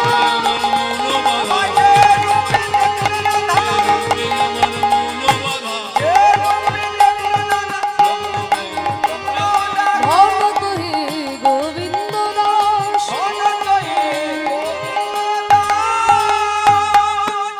যে রূপ আমার রাধারানী দর্শন করলো, যে রূপ দেখে রাধারানী মন প্রাণ সব বিক্রয় করে দিল, আমরা ভক্তরা কি মনের মধ্যে ওই ভগবানের রূপকে দর্শন করতে পারি বাবা? আমরা কি মনের মধ্যে ভগবানের সেই রূপকে দর্শন করতে পারলাম? বলে মনের মধ্যে ভগবানকে দেখবো কেমন করে?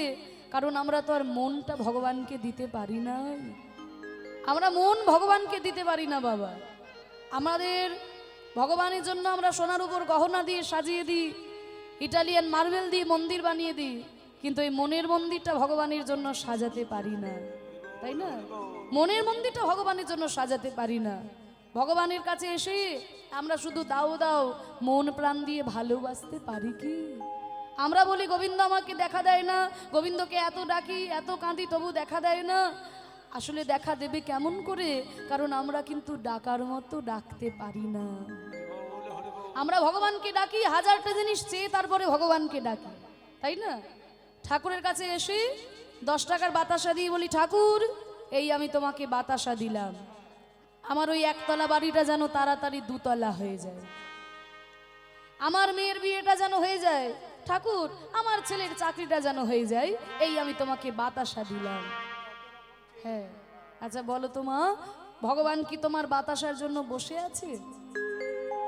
তুমি দেবে তারপরে ভগবান পাবে, কিন্তু তবুও ভগবান আমাদের কাছে চায় কেন? আস্বাদন করার জন্য।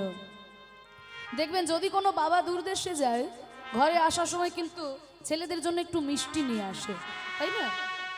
তা একজন বাবা বিদেশে গেছেন, ঘরে আসার সময় ছেলেদের জন্য এক ভাঁড় মিষ্টি এনেছে। মিষ্টিটাকে এনে মায়ের হাতে তুলে দিয়েছে, গিন্নির হাতে তুলে দিয়েছে। মা করেছে কিনা 4টি ছেলেই একটা একটা করে মিষ্টি 4টি ছেলেকে দিয়েছে। আর ছেলেদেরকে দেওয়ার পর ছেলেরা যখন মিষ্টিগুলো খায়, তখন বাবা হাত পেতে চায়, ওরে ওরে আমাকে একটু দিবি না, আমাকে একটু দে। আচ্ছা সত্যি করে বলুন তো, বাবা কি খাবার জন্য চায়? বাবার পকেটে তো অনেক টাকা ছিল, মিষ্টি দোকানে বসে একটা কেন 100টা মিষ্টি খেতে পারতো, কিন্তু ছেলের হাতে তুলে দিলাম, তার থেকে ছেলে যদি আমাকে একটু খুঁটে দেয়, বাবার কত আনন্দ হয়। তাহলে 4টা ছেলের মধ্যে একটা ছেলে করে কি না, বাবাকে একটু নখে করে খুঁটে দেয়, এই দেখো বাবা তোমায় দিলাম। আর ওইটুকু মিষ্টি খেয়ে বাবার আনন্দে প্রাণটা ভরে যায়। আহা, ওই মিষ্টির এত স্বাদ আমার আগে তো জানা ছিল না। আবার কোনো ছেলে করে কিনা মিষ্টিটাকে অর্ধেক অর্ধেক করে ভেঙে বাবাকে দেয়, বাবা তুমি খাও। আবার কোনো ছেলে গোটা মিষ্টিটাই বাবার মুখে গুঁজে দেয়, বাবা তুমি খাও, আরো অনেক মিষ্টি আছে আমি পরে খাবো, বাবা তুমি খাও। আবার কোনো ছেলে করে কি না, ওই মিষ্টিটাকে মাটিতে ছুঁড়ে ফেলে দেয়। তবু বাবাকে দিতে মন হয় না। তা যিনি আমাদের বিশ্ব ব্রহ্মাণ্ডের মালিক, আমাদের সকল কিছু দান করে আজকে কলিযুগে হাত তুলে দাঁড়িয়ে আছেন, ওগো কলিজীব, আমি যে তোমাদের এত কিছু দিলাম, তোমরা আমাকে কিছু দেবে না, আমাকে কিছু দাও। আমি যে তোমাদের সর্বস্ব দান করে ভিখারি হলাম, তোমরা আমাকে কিছু দেবে না। তা আমরা ভগবানকে দিতে পারি না, ভগবানের কাছে এসে দাও দাও, মন প্রাণ দিয়ে তাকে ভালোবাসতে পারি না। বৃন্দাবনের ব্রজগোপীগণ রাধারানী গোবিন্দকে ভালোবেসেছিল, তার কাছে কিছু চাইনি। ব্রজগোপীরা বলেছিল, কৃষ্ণ তোমাকে কেন ভালোবাসি জানো? তোমাকে ভালো লাগে তাই তোমাকে ভালোবাসি, তোমার কাছে কিছু পাবার আশায় আমরা ভালোবাসি না। আর আমরা হাজারটা জিনিস চেয়ে তারপরে ভগবানকে ডাকি। তবে জেনে রেখো মা গো, আমাদের আপন লোক বসে থাকে ওই মন্দিরে, তার কাছে কিন্তু গিয়ে আমাদের মনের নিবেদনটা অন্তত জানানো দরকার। এই পৃথিবীতে কেউ কারোর আপন নয় মা গো, কেউ কারোর আপন নয়। জানবেন বাবা, যতদিন অর্থ উপার্জন করতে পারবেন সবাই আপনাকে ভালোবাসবে, যতদিন পরিশ্রম করতে পারবে মা গো সবাই তোমাকে ভালোবাসবে। কিন্তু যখন জরাই শরীর জরাজীর্ণ হয়ে যাবে, কেউ আর ডেকে জিজ্ঞাসাও করবে না মা কেমন আছো, বাবা কেমন আছো। এই তো সংসার। শত শত বছর আগে শঙ্করাচার্য বলেছেন, যাবৎবৃত্ত পার্জন শক্ত তাবন নিজ পরিবার লক্ত তদঞ্চ জরয়া জর জর দেহে বার্তাং কোপি না পৃচ্ছতি গেহে। যখন জরাই শরীর জরাজীর্ণ হয়ে যায়, কেউ আর ডেকে খোঁজ খবর নেয় না। তাই যতদিন এই পৃথিবীতে আজ একটু হরি নাম গাইব, কৃষ্ণ নাম গাইব, কারণ তিনি যে একমাত্র আমাদের আপন, আর আমাদের কিন্তু কেউ আপন নয় মাগো। তাই তো কবি লিখেছেন, ভেবে দেখ মন কেউ কারো নয়, মিছে ভ্রম এই ভ্রমণ্ডলে। ভেবে দেখ মন কেউ কারো নয়, মিছে ভ্রম ভ্রমণ্ডলে। ভুলো না দক্ষিণ কালে বদ্ধ হয়ে মায়া জালে। ভুলো না দক্ষিণ কালে বদ্ধ হয়ে মায়া জালে। ভেবে দেখ মন কেউ কারো নয়।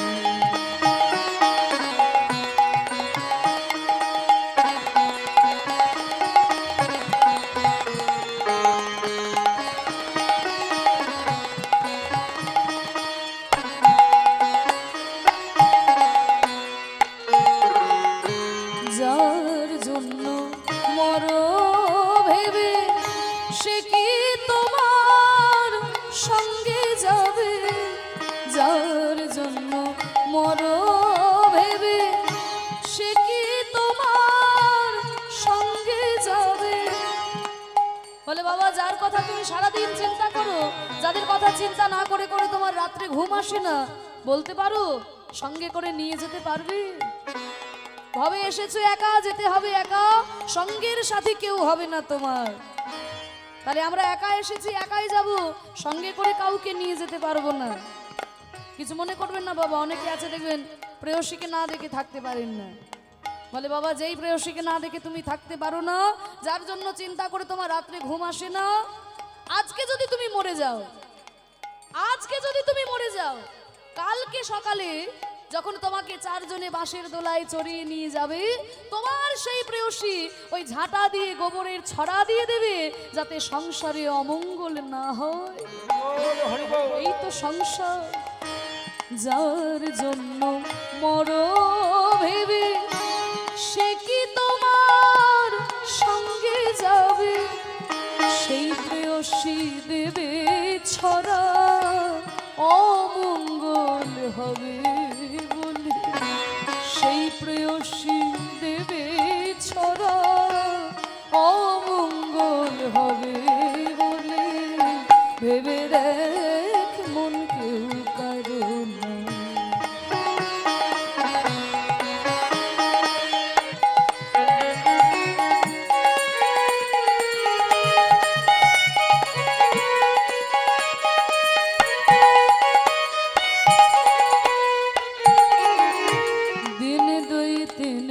জন্য ভাবে কর্তা বলে সবাই মানে। দিন দুই দিনের জন্য তুমি কর্তা। আমরা অনেকে কর্তা বলে খুব অহংকার করে, জানো আমার এক কথা এখানে নেতা মন্ত্রী সব দাঁড়িয়ে যাবে, আমি কেন কারোর কথা শুনবো, আমি কেন কারোর চরণে মাথা নত করব? বলে বাবা আজকে তুমি কর্তা বলে এত অহংকার করছো, তোমার মতো কত কর্তা এলো আর কত কর্তা চলে গেল, এই পৃথিবীতে কারোর চিহ্ন থাকে না। দিন দুই দিনের জন্য ভাবে কর্তা বলে সবাই মানে, সেই কর্তারে দেবে ফেলে কালা কালের কর্তা এলে, সেই কর্তারে দেবে ফেলে কালা কালের কর্তা এলে। ভেবে দেখ মন কেউ কারো না, নিচে ভ্রম ভ্রমণ্ডলে, ভুলো না দক্ষিণা কালে বদ্ধ হয়ে মায়া জালে। ভেবে দেখ মন কেউ কারো না, নিচে ভ্রম ভ্রমণ্ডলে, ভেবে দেখ মন কেউ কারো না। নিতাই গৌর প্রেমানন্দে হরি বল হরি বল। হরি বল। তা সেই পরম দয়াল গোবিন্দই একমাত্র আপন মাগো, তাদেরকে মন প্রাণ দিয়ে আমাদের ভালোবাসতে হবে। তা আজকে শ্রীমতী রাধারানী রূপের কথা বলতে বলতে কাঁদছে, সখীরা বলছে আর একটু বল না রে সখী, আর শুনবি? হ্যাঁ সখী শুনবো। তাহলে আমি তোদের কাছে বলি, একটু ছোট করে একটা মধ্যম দশকুশি তাল গাই। জানি অনেকটা রাত্রি হয়েছে, কিন্তু একটু বড় তাল না গাইলে কীর্তনের মর্যাদা রক্ষা হয় না। ছোট্ট করে গাইছি, আপনারা একটু শুনুন। ও গো পরাণ সখী গো, সখী আমার কানু কানু সে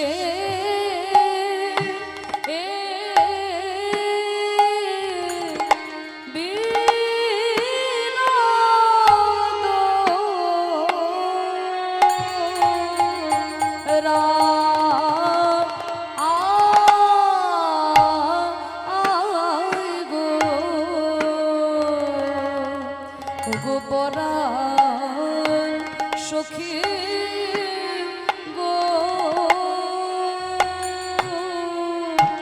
ও আমার কানু, এই কথা বড় গরব করে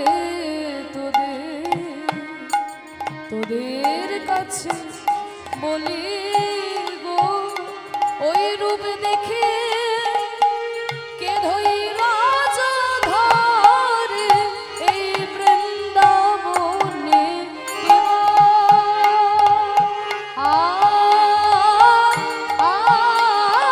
আছে রূপ দেখে ধইরা ধরে কুলবতী,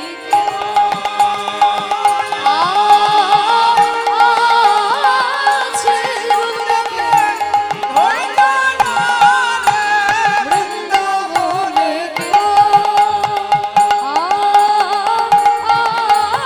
আছে রূপ দেখে ধইরা ধরে কুলবতী কেবা, আছে রূপ দেখে ধইরা ধরে বৃন্দাবনে কেবা, আছে রূপ দেখে ধইরা ধরে বৃন্দাবনে কেবা, আছে রূপ দেখে ধইরা ধরে গো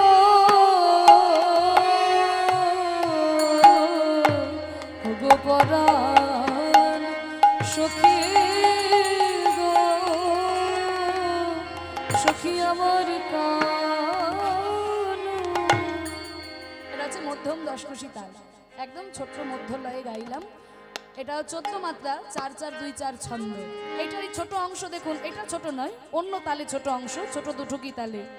সখী আমার কানু সে বীর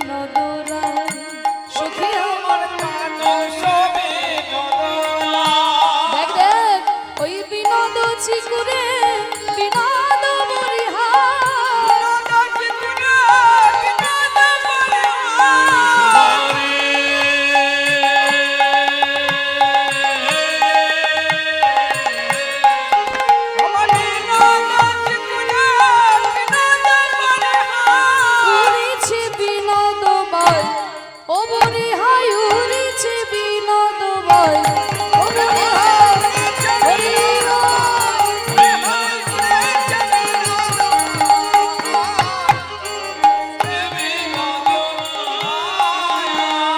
বিনোদ চিকুরে বিনোদ বরি হা উড়িছে বিনোদ ভাই। বিনোদ মানে সুন্দর, সুন্দর হাওয়ায় সুন্দর ময়ূর পুচ্ছের চূড়া সুন্দরভাবে দুলছে, চূড়ার নিচে বিনোদ কপালে বিনোদ তিলক বিনোদ বিনোদ সাজে। আমায় বিনোদ কপালে বিনোদ তিলক বিনোদ বিনোদ সাজ। সখী তিলক দেখে ত্রিলোক ভোলে, লোক রেখে লোক বলে, তিলক দেখে ত্রিলোক ভোলে, লোক রেখে লোক বলে, আমি একা ভুলি নই তিলক দেখে ত্রিলোক ভোলে। আমি একা ভুলি কত মুনি ঋষি ভুলে গেল আমি একা হরি ভুলি বল। আমি একা ভুলি নাই, আমি একা ভুলি নাই, তিলক দেখে লোক বলে, আবার বিনোদ ধরে বিনোদ মুরলি, বিনোদয় ধরে বিনোদ মরণে, বিনোদ ধরে বিনোদ মুরলি। প্রাণ গোবিন্দের অধরে রয়েছে মুরলি। অধর মানে নিচের ঠোঁট, আর একটা মানে অধরে মানে ধরে না। দেখো দেখো ওই অধরে ধরে না, ধরে ধরে না, অধরে ধরে না, অধরে ধরে না। কি ধরে না? ওই শ্যাম কমলের এত মধু অধরে ধরে না। চমকামনে এত মধুর ধরে ধরে না, শ্যাম কমলের এত মধু ওই বংশী তাই পান করে। হৃদয় হরি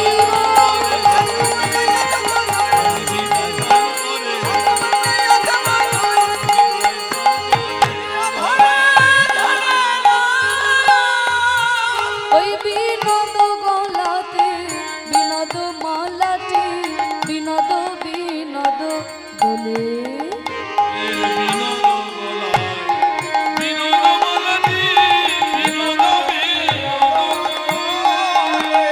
না দোলাতে আপনি দোলে, দোলাতে আপনি দোলে, না দোলাতে আপনি দোলে। দোলাতে আপনি দোলে, মালার গুন্না গলার গুনে না দোলাতে আপনি দোলে। যে মালার গুণে মালার গুণে, দোলাতে আপনি দোলে, দেখুন মালাটা কেন দুলছে বুঝতে পারা যাচ্ছে না।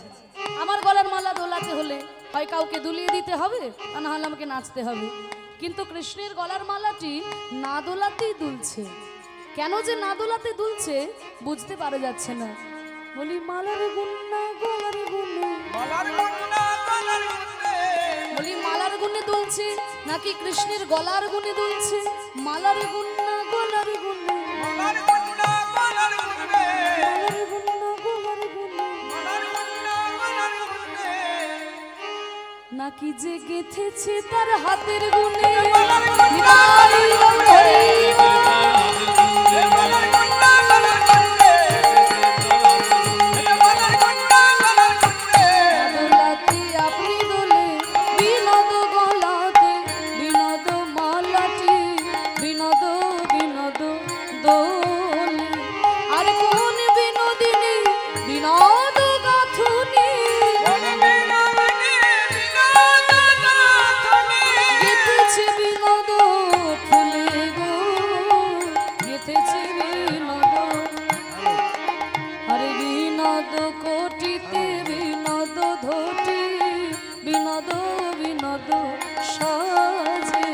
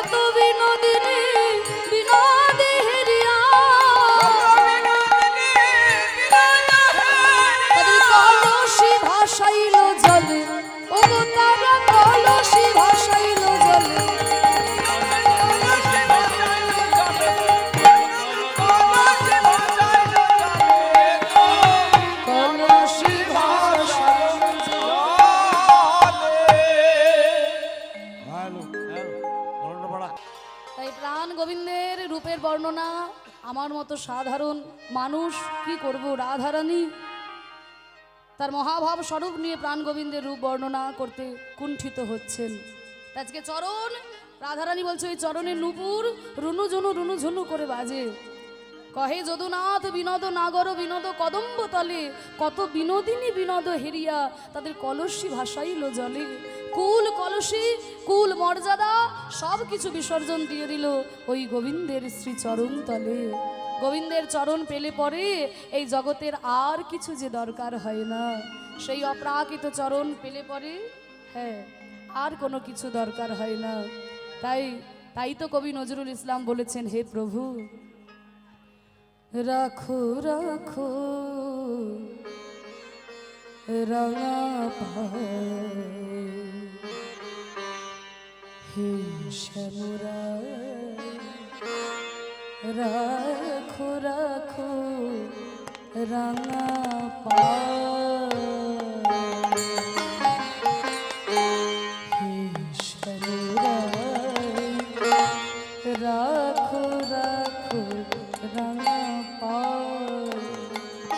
ভুলে গৃহ স্বজন সবই সপেছি তোমার, গৃহ স্বজন সবই সপেছি তোমার, রাখো রাখো রাঙা পায়ে, শ্যামরায় রাখো রাখো রাঙা পায়ে। বিদারি হরি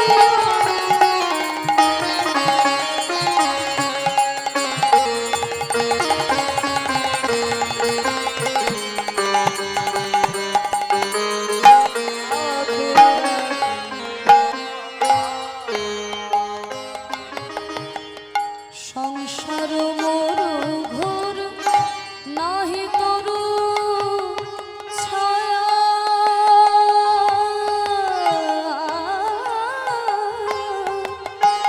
তরু ছায়া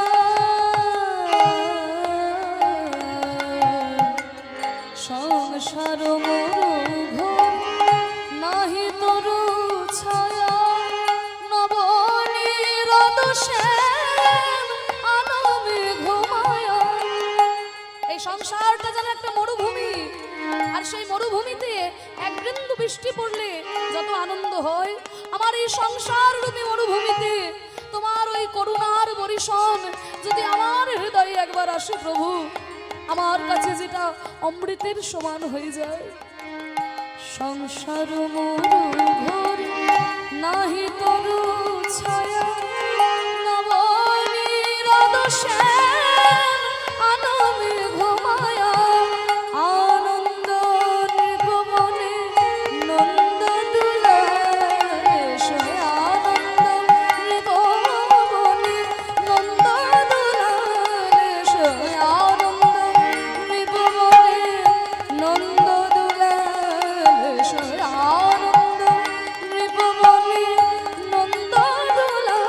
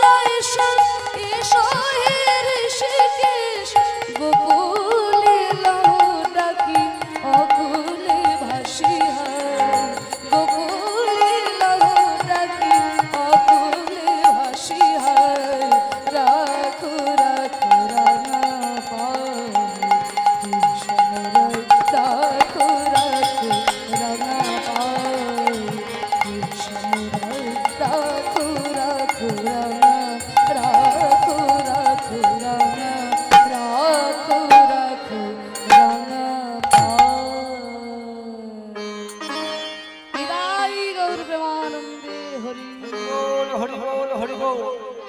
যুগল চরণে নূপুর, এই নূপুরটা কে জানো মা? এই নূপুরটা হচ্ছে চন্দ্রকান্ত মনু। এই যে প্রাণ গোবিন্দের মাথায় চূড়া, ময়ূরের পালক চূড়া, আর ওই যে বনমালা তোমরা দেখতে পাচ্ছ, এই গুঞ্জমালাটা হচ্ছে স্বয়ং সূর্যদেব, আর ওই শিখিপুচ্ছ হচ্ছে স্বয়ং চন্দ্রদেব। সূর্যদেব চন্দ্রদেব, চন্দ্রদেব মনে মনে ভাবলো সরস্বতী তো হাতের বাঁশি হলো, তাহলে আমরা কি গোবিন্দ কৃপা পাবো না? তপস্যা যখন শুরু করলো, গোবিন্দ বলল, বলো চন্দ্র তুমি কি চাও? চাঁদ বলল, হে প্রভু, আমি রাত্রেবেলায় উদিত হই, দিনের বেলায় উদিত হতে পারি না। আমি বৃন্দাবনে তোমার রাত্রির লীলা দর্শন করতে পারবো, কিন্তু দিনের লীলা তো দর্শন করতে পারবো না। তাই তুমি আমাকে এই বর দাও যেন দিবারাত্রি তোমার সঙ্গে থেকে তোমার লীলা দর্শন করতে পারি। তুমি আমার লীলা দর্শন করতে চাও চাঁদ, তাই তুমি শিখিকুলে জন্মগ্রহণ করবে বৃন্দাবনে। তুমি আমার মাথায়, আমি তোমাকে ধারণ করব, সদা সর্বদা তুমি আমার সঙ্গে থাকবে। আর সূর্য দেবতা দেখলো, বলে বাবা চাঁদ তো বর পেয়ে গেল, তখন আমি কি করব? সূর্যও তখন তপস্যা করলো, বলে বলো সূর্য তুমি কি চাও? বলে ওই যে আমি দিনের লীলা দর্শন করতে পারবো, রাতের লীলা দেখতে পারবো না, তাহলে তুমিও আমাকে বর দাও, আমি যেন চাঁদের মতো তোমার সঙ্গে থাকতে পারি। বলে কোথায় থাকবে? তাহলে তুমি গুঞ্জমালা হয়ে জন্ম নেবে, নবগুঞ্জা হয়ে আমি তোমায় নিয়ে আমার মাথায় রাখবো, সদা সর্বদা তুমি আমার সঙ্গে থাকবে। এবার ওই গুঞ্জা হলো সূর্যদেব, আর চন্দ্রদেব হলো ওই ময়ূর পুচ্ছের চূড়া, শিখিপুচ্ছ। আর ওই চরণে নূপুর চন্দ্রকান্ত মনু, সেও যখন তপস্যা করলো, প্রাণ গোবিন্দ বলল, তুমি যখন সঙ্গে থাকতে চাও আমার চরণে নূপুর হয়ে থাকবে। এবার দেখুন ওমা, ভগবানের মাথায় থাকা ভালো নাকি ভগবানের চরণে থাকা ভালো? কোনটা ভালো? চরণে থাকা ভালো। তা চরণ পেয়ে গেল চন্দ্রকান্ত মনু। চন্দ্র সূর্য মনে মনে ভাবছে, আমরা প্রাণ গোবিন্দের মাথায় রইলাম, কিন্তু আমরা ওই চরণ ধুলা লাভ করতে পারলাম না। আর ওই চন্দ্রকান্ত মনুর কত সৌভাগ্য, দিন রাত প্রাণ গোবিন্দের চরণ ধুলা লাভ করে, ধুলায় একেবারে ধূসরিত হয়ে থাকে। এবার আমরা যদি ওই চরণ লাভ করতে পারতাম, আমাদের মনে কত আনন্দ হতো। তাই প্রাণ গোবিন্দ এইভাবে থাকে তো, তাই আজকে চূড়া আর ওই গুঞ্জমালা তারা ওই চরণের দিকে তাকিয়ে থাকে, প্রাণ গোবিন্দের ওই নূপুরের দিকে। যদি আমরা একবার চরণে যেতে পারতাম, আমাদের জীবনটা ধন্য হয়ে যেত। তাই তো চূড়া বামে হেলে, তাই তো চূড়া বামে হেলে, তাই তো চূড়া বামে হেলে, তাই তো চূড়া বামে ওই গোবিন্দ চরণ পাবে বলে, তাই তো চূড়া বামে হেলে। গোবিন্দ চরণ পাবো বলে, তাই তো চরণ বামে হেলে। তাই রাধারানী আমার প্রাণ গোবিন্দের রূপের কথা বর্ণনা করতে করতে সখীরা বলছে, ওগো রাধে তুই আর অমন করে কাঁদিস না, ওই দেখ তোর গোবিন্দের বাঁশি শোনা যায়। তাই আমরা রূপের কথা প্রাণ ভরে আস্বাদন করলাম। এরপরে আপনারা রাসলীলার কথা আস্বাদন করবেন, পরবর্তী সম্প্রদায় আসছে। আহা সখী শনে রূপের কথা কইতেছিল বসে, চলে রূপের কথা কইতেছিল বসে, কেন কালী কুঞ্জ বনে বাজলো শ্যামের বাঁশি। আমায় হানো চলে রূপ বলে, বাজলো চাঁদের বাঁশি। আর বেজো না আরে বেজোলা, আমায় অমন করে বাঁশি, আর বেজো না। আমায় অমন করে বাঁশি, আর বেজোলা। বাঁশি আর বেজো না। রাধারানী বলছি, ওরে সখী, ওই প্রাণ গোবিন্দের রূপ আমি দর্শন করলাম, বাঁশিও শুনতে পেলাম। হে প্রাণবধূ, তুমি চিরকাল আমার এই হৃদয়ে থেকো, আমার এই হৃদয় ছাড়া যেন তুমি কোনোদিন কোথাও যেও না।